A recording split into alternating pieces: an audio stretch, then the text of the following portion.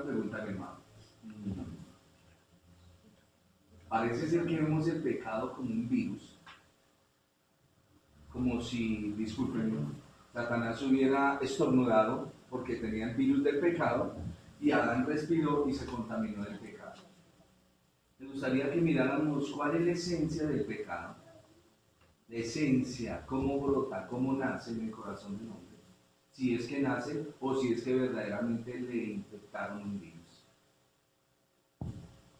Digamos que desde el punto de vista de la humanidad, no sé si verlo como un virus, porque el pecado en el hombre puede ser curado. El pecado fue algo que fue decisión. Cuando vemos en la caída, el hombre fue quien tomó la decisión, ¿cierto?, de deliberadamente ir en contra de la voluntad de Dios. El origen del pecado, como lo veíamos en el estudio anterior, no tiene su origen en el hombre, porque la rebelión no vino directamente del hombre, sino que, como lo veíamos en la Escritura, la maldad se halló directamente en Satanás, ¿cierto? La Escritura nos enseña que Satanás se halló en él la maldad y fue en contra de Dios. Para el hombre, de acuerdo a lo que yo veo en la Escritura, el hombre fue creado en total santidad y cuando Satanás se acerca a él, siembra la duda en su mente, en alguna manera, ¿cierto? Y al sembrar la duda, el hombre deliberadamente toma la decisión de ir en contra de la voluntad de Dios. Quiere decir que esa semilla de duda, obviamente el pecado de Adán fue su orgullo, ir en contra de la voluntad de Dios, rebelarse en contra de lo que Dios había establecido, pero no fue algo que nació netamente en él, sino fue algo que fue sembrado por Satanás en su corazón para actuar deliberadamente en contra de la voluntad de Dios. Por eso es que nosotros podemos decir que el pecado puede ser extirpado del hombre, que el pecado, como lo vemos a través de la Escritura, en el momento que recibe su naturaleza nueva, la cual es otorgada por el Señor, vemos en Romanos que se nos dice que muere al pecado. Y al morir al pecado quiere decir que si no es algo que es algo que no puede suceder en Satanás. La maldad se halló en Satanás y la esencia de Satanás es el mal en sí mismo. En el hombre no, la esencia del hombre no fue esa. Cuando Dios creó al hombre, lo creó con santidad, con conocimiento y con justicia, que es la imagen de Dios reflejada en el hombre. Lo creó con esos dotes, no lo creó en su esencia con pecado. Y en el momento de la creación de usted también no fue creado como en rectitud. Sí fue creado como en rectitud, pero nadie sembró la semilla en Luzbel. La Escritura nos muestra que se halló la maldad en él, como si hubiese nacido de las intenciones por su orgullo mismo, actuando en contra de la voluntad de Dios. El hombre en sí sí quiso hacerlo, pero no fue por voluntad propia, sino a través de algo que se le sembró a través de Satanás. Es lo que veo en la Escritura. Pero entonces vendría la pregunta de ¿qué es la tentación? O sea, ¿Satanás fue tentado desde su interior y Eva fue tentada desde su interior? ¿O la tentación en Eva y en Satanás son diferentes? Son diferentes porque en Satanás partió desde su interior y en Eva desde su exterior, a través de la conversación con la serpiente. Pero ¿de dónde nace el pecado de Satanás? ¿Dónde está la esencia del pecado? ¿De dónde nace ese pecado en él?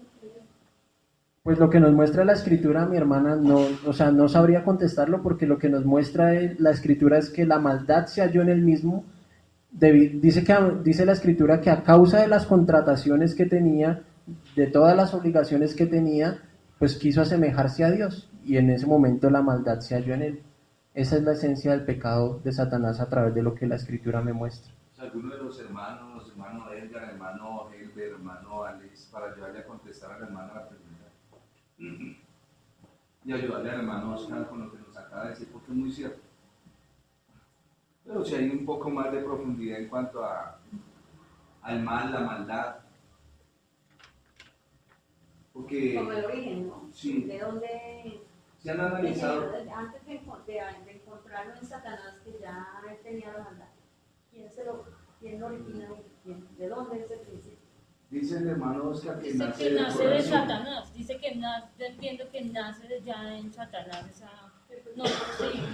no nacen como dice, por lo que entiendo yo, es que no como Eva, que Satanás vino y le habló y sí, como Pero- una influencia. Lo de que ella. Yo creo- pero mi hermana Y lo que algo dice- tuvo que pasar para Lo que que dice el haya hermano pecado. es, él quiso asemejarse a Dios y entonces ahí ya fue en contra de la voluntad de Dios al querer asemejarse, porque como seres, o sea, no creo que nadie pueda asemejarse ni quiera ser como Dios, porque caeríamos realmente ya en algo Todas grave. esas preguntas son tan buenas y le surgen a uno otras y uno ya me estoy haciendo como 8 más. Y entonces yo ahí lo único que me sale una voz y me dice es para que te des cuenta que que no había nada en nosotros para acercarnos al Señor, sino solamente, o sea, la incapacidad. La voz que me sale me dice es la incapacidad de ustedes de haberse acercado a mí. Y entonces me sale eso.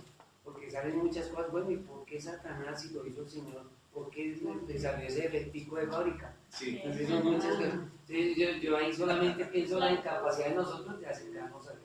Claro, uno pensaría que ese defecto, si Dios creó a Luzbel, ¿por qué nace eso en él? Yo creo que Sentiría mucho lo que dice el hermano. Yo tengo el texto acá. el asunto es de entender qué es bueno y qué es malo. Yo no sé si se han dado cuenta en la escritura, en Génesis, antes de que el hombre caiga en pecado, Dios dice, no es bueno que el hombre esté solo. ¿Qué es bueno y qué es malo en el concepto de Dios? Porque volviendo al asunto de lo que preguntaba la hermana Amanda, yo no veo ninguna diferencia entre la tentación de Satanás y la tentación de Adán. ¿No es lo mismo? O sea, juntas salen de adentro Sí, y juntas se reflejan en algo externo. sí. Y juntas van, obviamente, hacia el pecado y lo que su merced explicaba de la desobediencia a Dios. Entonces, si no hay diferencia entre la tentación que Satanás sufrió y la que Adán sufre, ¿por qué entonces la cuestión? ¿Sí? ¿Por qué denominamos semilla? ¿Por qué, exacto? ¿Por qué lo que su merced preguntaba también? ¿Por qué parece ser que Satanás prende ese virus en Eva y en Adán? Primero en Adán y luego en Eva. ¿Por qué prende ese virus en ellos y ellos sucumben ante eso? ¿Qué hay en ellos? Y parece ser que fueron creados con esa condición.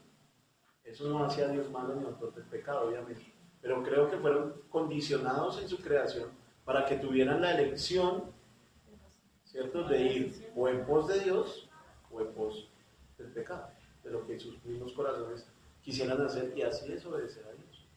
O sea que en ese aspecto lo que queremos decir es que cuando Satanás se acercó a Adán pues a hablarle de lo que podía obtener al tomar el fruto, simplemente alentó eso que ya estaba en él. Es que la Biblia dice que la mujer, después de que oyó la voz de Satanás, vio el árbol con codicia. Pero es después de la conversación que tiene con la serpiente que puede ver el árbol con codicia.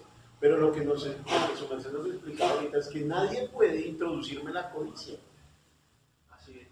Que la codicia está en mí. Y si nadie puede introducirme la codicia, tiene que ser un mal que tengan ellos adentro. Pero que la tentación, lo que dice su merced, prenda esa mecha para que venga luego el pecado. Y lo que nos explicaba su merced de Santiago también. ¿Sí? Nadie diga que es tentado de parte de Dios, porque cuando alguno es tentado, lo más lógico es que entendamos que viene de adentro, ¿cierto? Sí. Y que tiene como una incubación allí adentro en mi deseo, en mi maldad, y luego se da a luz. Entonces, si no hay diferencia entre el pecado de Satanás, entre la tentación que Satanás sufrió y la que Adán sufrió, ¿por qué Adán puede ser libre y Satanás no? Que era lo que se nos decía. Dice Hebreos que fue que el Señor quiso socorrer a la descendencia de Abraham.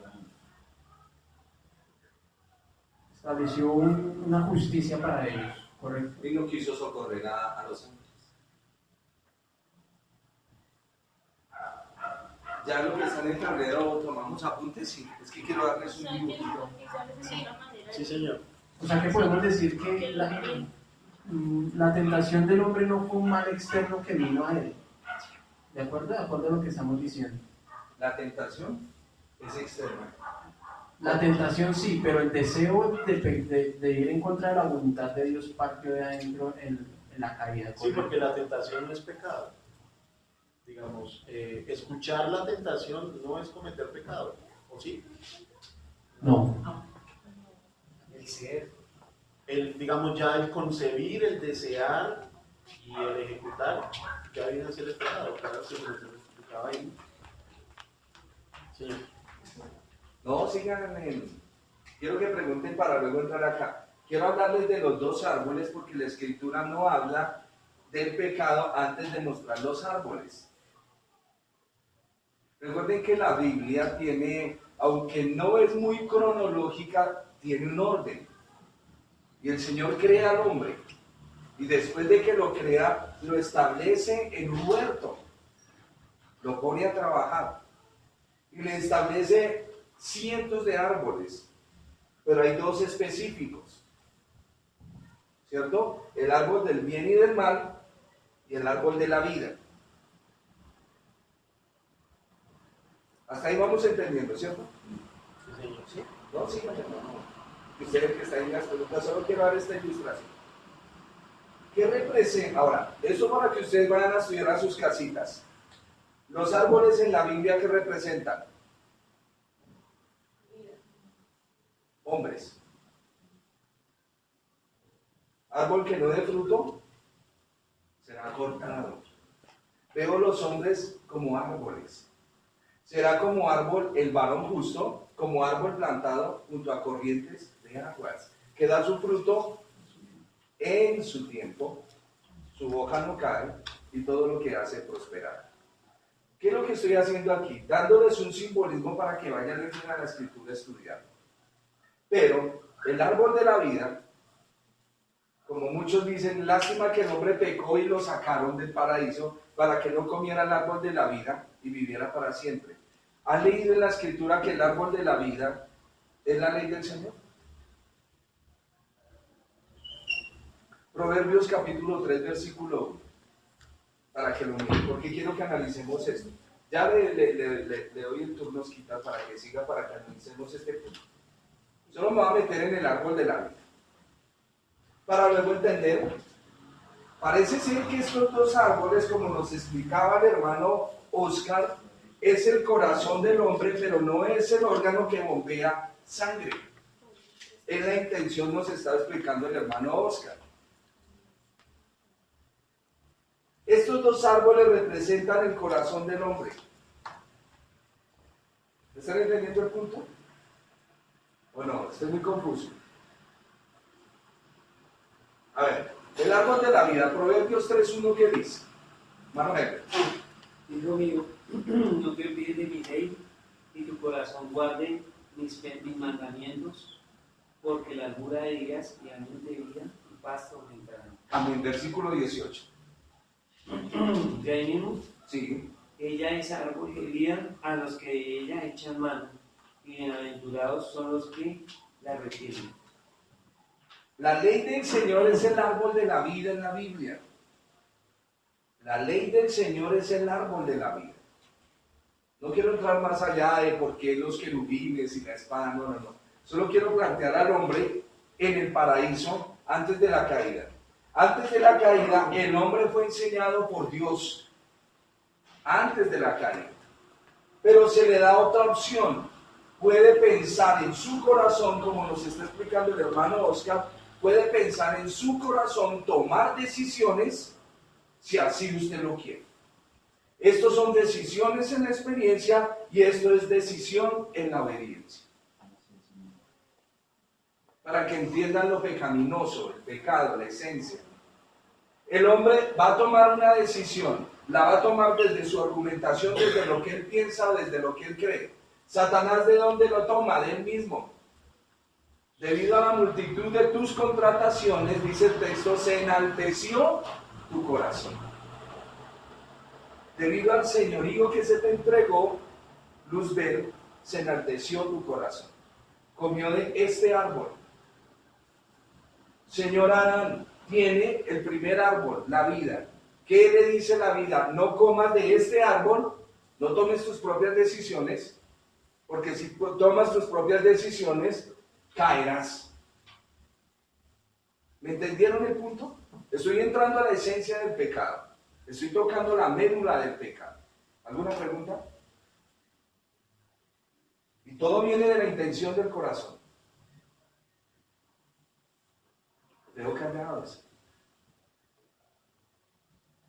Esa intención habla de antes de la caída, ¿no? Claro. Porque antes de que Adán caiga, para que usted entienda las intenciones, porque quiero que lo lleve a su casa, el Señor le dice, hijo o hija, no haga esto. Pero usted en su razonamiento dice, bueno, ¿y quién me va a dar la plata? ¿Quién me va a ayudar a mí? Si yo no trabajo y si yo no hago esto que tengo que hacer, no estoy hablando de su trabajo normal, sino de cosas que muchas veces están oscuras que el Señor le dice que no las saca. Por la palabra. Pero usted las hace en su razonamiento. Para que entienda la esencia del pecado en su corazón. Pero Señor, ¿por qué viene la crisis? Pongamos al señor Adán aquí parado en el paraíso. Señor Adán, lo van a probar. ¿Para qué lo prueban? ¿Para qué vienen las pruebas en la Biblia? Para hacerlos mejores. ¿Para qué se prueba el oro? Para refinarlo. Adán va a ser mejor si obedece y come del árbol de la vida. Adán va a ser peor si obedece a sus instintos. Eso para que lo entienda. Hay veces sus pensamientos en su vida diaria le dice la escritura, no la escritura como nos enseñaba ayer el hermano Oscar, voy a combatir mi pecaminosidad con ciertos textos bíblicos, pero hay momentos en que el texto bíblico es fuerte, pero su razonamiento es mayor. ¿Estamos? Sí. ¿Por qué pasamos crisis? Las crisis son pruebas. La prueba es para que te sostengas al lado del Señor, no para que entres en un razonamiento y caigas. El razonamiento es el árbol de la ciencia del bien y el mal. Lo estoy ejemplificando, lo estoy espiritualizando. Estos son tus razonamientos.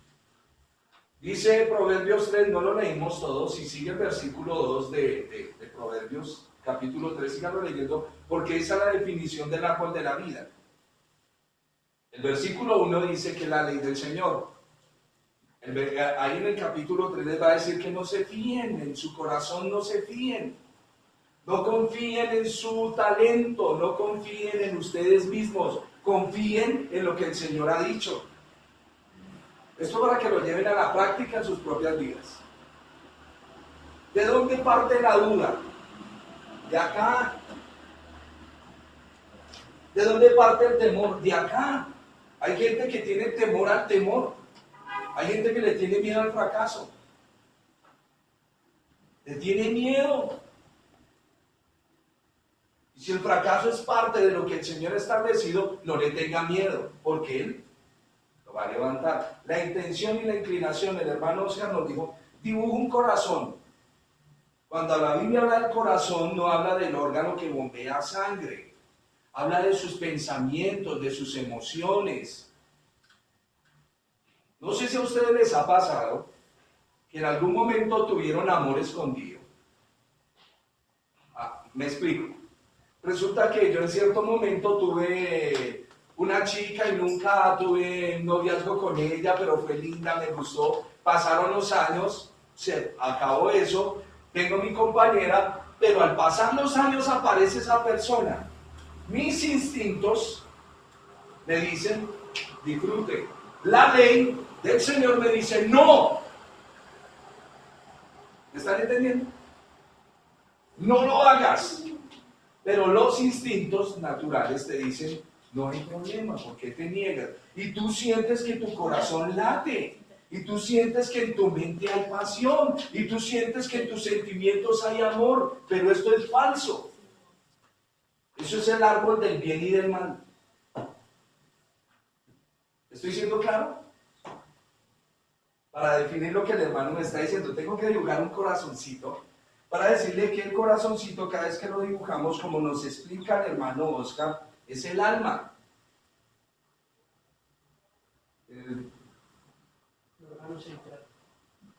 En su fuero íntimo, en lo intrínseco. Es de aquí donde este señor, primero la señora, toma la decisión por sus sentidos de comer algo que le va a dar algo. Ahí es donde viene la voz externa, la tentación. Pero al comer de ese algo que le está ofreciendo sus sentimientos, ¿va a ser realidad o no? Porque aquí hay una ley que le dice, el día que usted coma, se muere. Con Dios no hay negocio. Eso para que entienda su pecado y yo entienda el mío, para que la exposición sea clara en mí. Porque le decimos, hijo, no lo haga y lo hace. ¿Quién lo está gobernando? El pecado. Pero no logro verlo. ¿No te dije que hicieras tal cosa? Sí, pero gobernado por sus pensamientos. Gobernado. ¿Qué dice Proverbios 13:2, mi hermano? 3:2. Porque largura de días y años de vida y paz te aumentarán. Siga el 3. Nunca se aparten de ti la misericordia y la verdad. Átalas a tu cuello, escríbelas en la tabla de tu corazón. 4. Y hallarás gracia y buena opinión ante los ojos de Dios y de los hombres. Ahí le dejo todo el capítulo 3 de Proverbios para que entienda cuál es el árbol de la vida. Que es la lucha entre los teólogos de entender, porque el Señor le cierra el camino. El Señor no le cierra el camino a la comunión. El Señor le va a enseñar cuál es la puerta ahora por donde tiene que entrar para volver a tener comunión con Dios. Por eso hay unos querubines. Esto para abrirle la mente a ustedes. Usted lee en Génesis capítulo 3 Génesis 3 finalizando, de los querubines. ¿Cuál es el siguiente paso donde aparecen esos personajes? En el tabernáculo.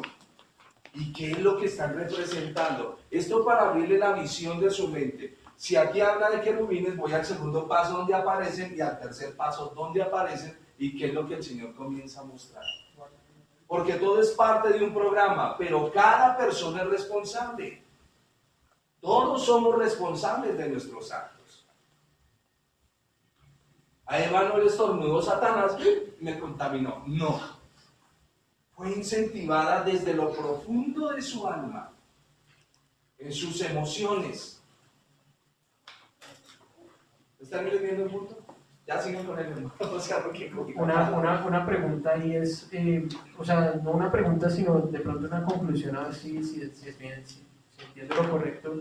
Quiere decir que para volver a encontrarme con el árbol de la vida, lo hago a través del Señor Jesucristo cuando tengo comunión con Dios nuevamente. El camino y alcanzo la vida para siempre. Claro. O sea, concatenándolo un poquito con lo que dice el capítulo 3 de Génesis sobre el final, que dice que no va y se extienda su mano, tome el fruto y viva para siempre, ¿cierto? Porque yo lo entendía desde el punto de vista de la vida física, ¿cierto? Pero relacionándolo con lo que mi hermano dice, quiere decir que al yo ser salvo, nuevamente me encuentro con la vida para siempre. Parto desde la desde el premisa, fruto del árbol de la vida. cuando el Señor le dice a un rey, vas a morir. Y ese rey se pone a llorar allá en la cama. Isaías va saliendo después de darle la profecía, va en el patio y el Señor le dice, devuélvase a Itigar y que le va a alargar los días. ¿Dios cambió de opinión? No. Es parte de un programa. Por eso nos deja la inquietud. Ahora, si usted lee en el texto, dice el Señor, saquemos al hombre, no vais a estire su mano y coma del árbol de la vida, porque él ya sabe el bien y el mal como lo sabemos nosotros. ¿Sabe el hombre el bien y el mal como lo conoce Dios? No. Son apartes escriturales para ir entendiendo. Lo que yo quiero que usted entienda en esta mañana, gracias Osquita, ya sigue, todavía le quedan unos minuticos. Lo que quiero que entiendan esta mañana es su responsabilidad ante sus emociones y su responsabilidad ante lo que la Biblia dice. Porque pueda que sus intenciones sean tan bonitas y tan buenas como las de Robin Hood, que coge al rico y lo roba para darle al pobre, ¿cierto? Y la intención de él es bendecir. Lo que hacen los capos, asesinan el resto del mundo y llegan y dan mercados. Y aunque parece que su intención es buena, es contraria a lo que la Biblia dice. Por lo tanto, sus pensamientos, sus acciones debe sopesarlos a la luz de la Escritura para entender lo que es el pecado. ¿Alguna otra pregunta con respecto al tema? Perdónenme.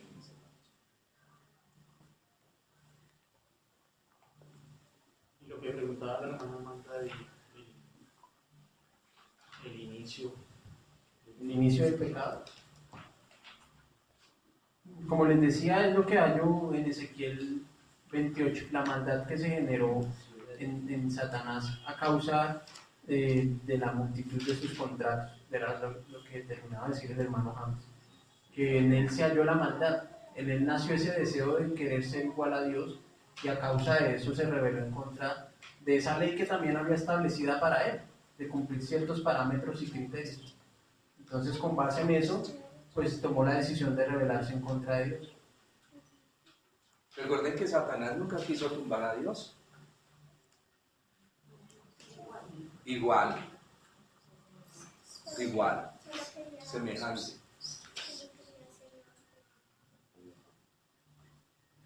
Todos los ángeles, los hombres, la naturaleza está regido por la ley de Dios. Nada fue, era lo que yo les decía cuando el Señor dice que todo lo hizo y vio Dios que era bueno en gran manera, ¿cierto? Y luego la Biblia, porque va y dice, y luego dice Dios, no es bueno que el hombre esté solo. Pero ¿cómo así? En el concepto de Dios, ¿qué es bueno y qué es malo? Isaías 45 dice que el Señor crea la adversidad y crea las tinieblas. En la misma creación vemos en Génesis cómo está la oscuridad y la separa de la luz, muy independiente de las lumbreras. Nosotros somos gente de la Escritura. Somos los hombres y las mujeres del libro. Por tanto, nos corresponde estudiar. Y para eso son estos grupos. Estudiar la Escritura para que nuestras apreciaciones no sean incorrectas. Luzbel, como ser creado, toma del mismo árbol, del árbol de sus sentimientos, pensando que fuera de la sujeción de Dios va a ser mejor. Ese es el problema de él. Y luego va y con la misma tentación, después de su caída, le dice a la mujer que él ya también puede desprenderse de Dios y ser como Dios. Lo que la Biblia denomina mal es cuando nosotros no obedecemos lo que el Señor estipula, no lo que yo creo que es mal. Recuerde que mi mente está manchada por el pecado, pero la Escritura no. Amén.